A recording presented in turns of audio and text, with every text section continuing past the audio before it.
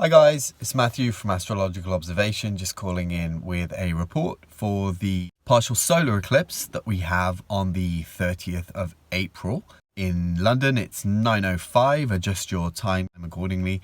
It's at 10 degrees of Taurus, and I want to talk through some of the aspects that we've got today, some of the placements.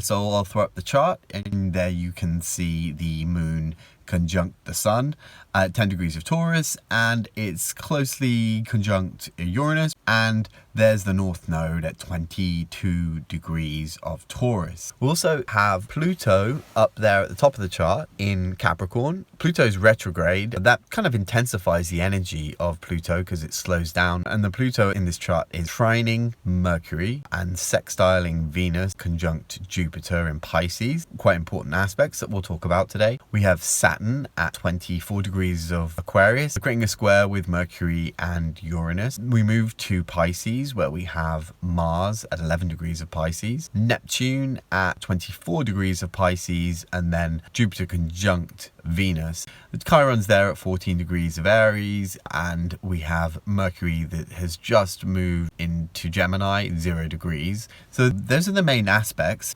We need to talk about what it means. So first of all, I want to talk about eclipses. I want to talk about how to deal with eclipses, what kind of energy eclipses hold, and how we can navigate this partial solar eclipse.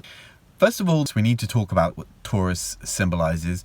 Taurus is a fixed Earth sign. It's ruled by Venus, so Venus is quite important in this chart. Venus being conjunct Jupiter, which looks really good, and in many ways there are a lot of things at this time which look really good. But as sometimes it's said, all that glitters isn't gold, and the theme of fool's gold springs to mind with this chart. Many supportive aspects, many positive things, but at the same time, a profound instability around money, around love, around food. These are the main symbolic archetypes that Venus rules.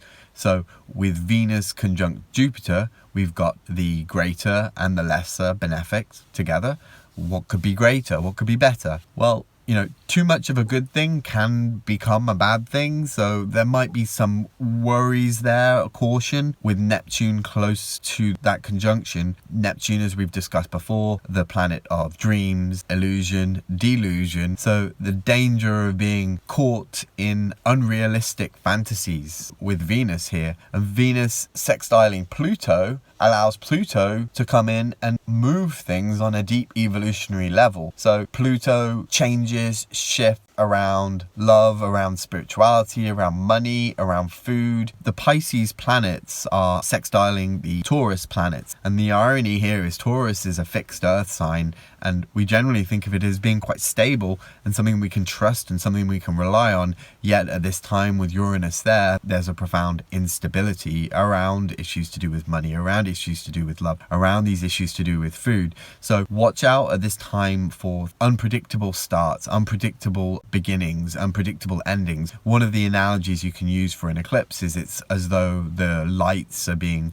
switched on and off and on and off, kind of like a strobe light in a club or in a disco where the lights flash. And that, funnily enough, is also linked to Uranus's capacity to awaken, to liberate, as though the lightning bolt of Uranus comes and shows people the way forward and links to issues to do with liberation, feminism, progressive social movements. So this time we have a very unstable energy in the very stable sign of Taurus. So it's something to be aware of. It's something to be wary of, because rather than trusting our fantasies, rather than being carried away by our delusions, a certain amount of caution I think is advised at this time. Fool's gold may look pretty, but it's not really worth anything. So this is the problem. The problem at this time is to not set intentions, ironically. I mean, usually at a new moon, but with such unstable energy, I would advise self-care, taking a bath, reading a book, meditation, focusing on care of the self rather than trying to look out into the world to influence anything, because an eclipse will set up a period of instability, which could see events that happen that last for 6 months or so, like long-term shifts and long-term changes.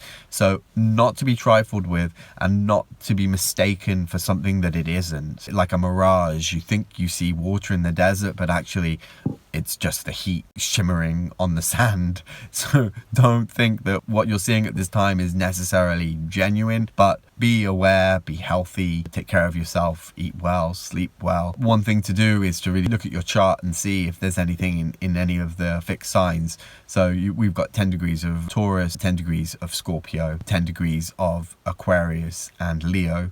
Looking at those, if there are any planets in those positions, or this eclipse is creating a trine or sextile with any of your personal planets, something important to look for as far as whether it's going to impact on you. But in the collective, I'm sure we're going to see big ideas, some surprises, some things that we didn't expect. So buckle up, enjoy the ride, take care of yourself, and that's pretty much what I have for you. I mean, subscribe, hit the bell if you want the notifications, give me a like, write me a comment. Always happy when people share these videos. It's always nice when they go out and the word on astrology gets out, because as I always say, I mean, astrology is a gift that doesn't stop giving. It's always helpful to know what's going on with the cosmic vibe, so to speak. Anyway, that's pretty much what I have for you guys. I hope you're doing well and that you enjoy this video. And if you do, as I said, like, comment, share.